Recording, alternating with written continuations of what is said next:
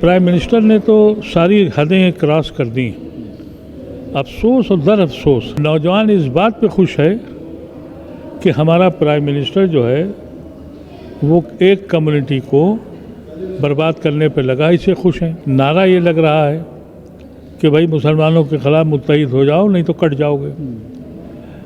Election commission, supreme court, इनकी न इनको दिखाई पड़ता है न सुनाई पड़ता है। अगर इंसाफ की बात की जाए तो सबसे पहले तो प्राइम मिनिस्टर को सज़ा देनी चाहिए। मुसलमानों पे अजाब ढाना, मुसलमानों को इस मुल्क का देशद्रोही कहना, ये सब तमाशे हुए हैं।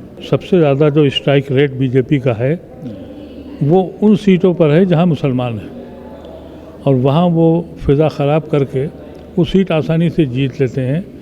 और मुसलमान जो है वो उसकी अभी तक समझ में नहीं आ रहा है, वो 4-4, 5-5, 10-10 खड़े होते हैं। 70% मुसलमान हैं, 4 में बटेगा, और 30% नॉन मुस्लिम है वो बीजेपी का। जाहिर है उसी को जीतना है। तो जब कौम बिल्कुल पागल हो जाए, अंधी हो जाए, बेहिस हो जाए, बेशर्म हो जाए, तो उसका अंजाम ये होता है।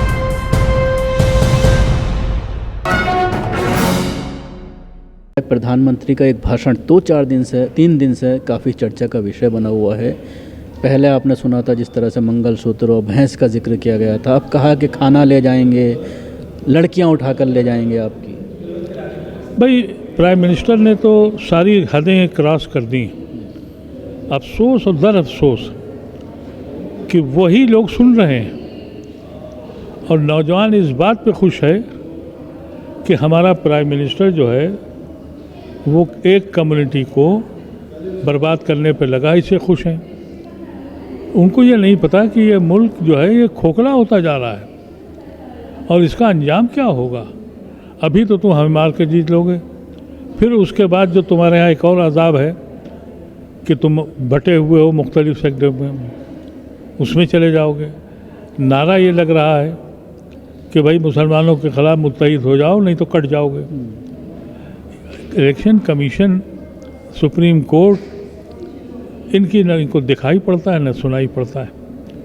ऐसी शक्ल में जब तक कि अगर प्राइम मिनिस्टर ईमानदार होता और इस मुल्क का लीडर जो सच में ईमानदार होते तो ऐसे लोगों को एक दिन में बंद करना चाहिए था। लेकिन अगर इंसाफ की बात की जाए तो सबसे पहले तो प्राइम मिनिस्टर को सज़ा देनी चाहिए कि वो इस बुनियाद पर, अब उनका तजुर्बा है, 3 इलेक्शन वो जीत चुके हैं, इसी बुनियाद पर कि मुसलमानों को कॉर्नर करना, मुसलमानों पे अजाब ढाना, मुसलमानों को इस मुल्क का देशद्रोही कहना, ये सब तमाशे हुए हैं। और मैंने मीटिंग में भी बात कही थी कि भाई जब बाबरी मस्जिद गिरी तो कुछ लोग ऐसे भी थे, इसमें हम भी शामिल थे, कि चलो जो हुआ हुआ, अब ख़त्म हो गया किस्सा, तासुब अब बंद हो गया। लेकिन अंदाज़ा ये हुआ कि वहाँ से तो शुरू हुआ है, और जिन जज साहब ने ये फैसला दिया था कि हम इंटरेस्ट में दे रहे हैं कि पब्लिक ये चाहती है, उनको नहीं दिखाई पड़ा कि वो एक और दरवाज़ा खोल रहे हैं जो तासुब का बंद करने की बात थी।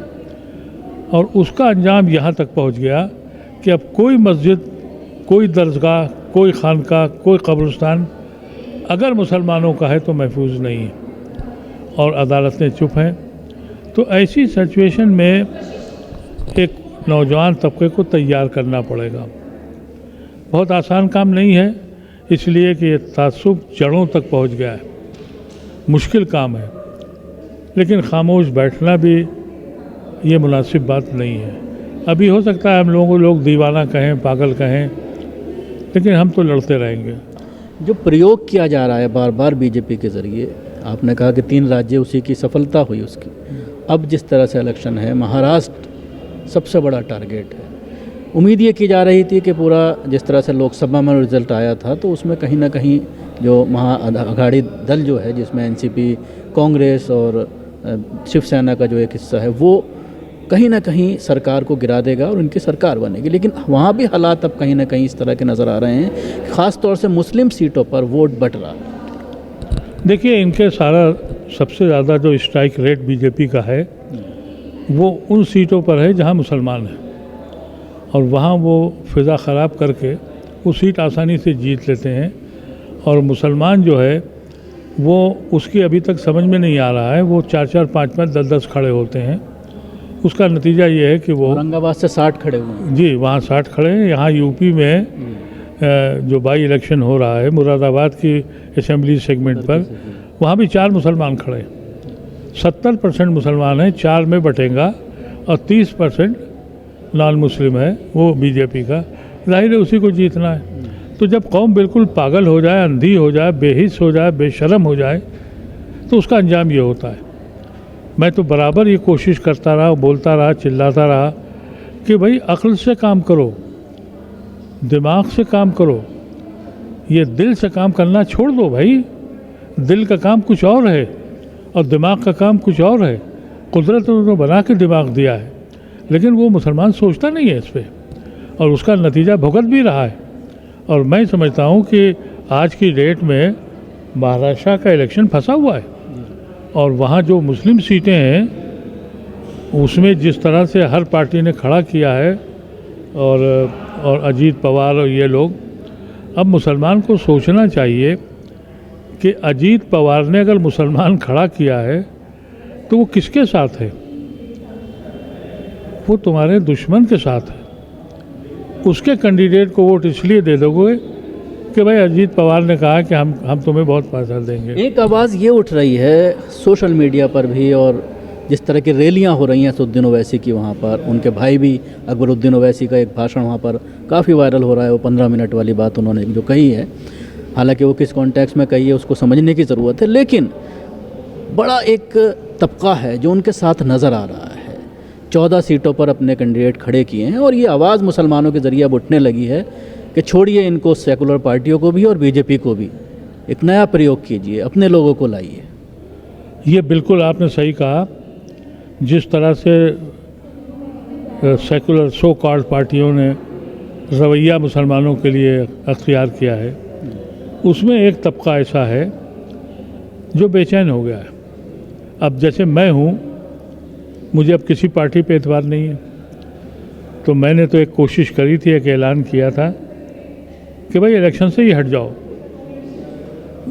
क्योंकि सारा मसला इलेक्शन का है।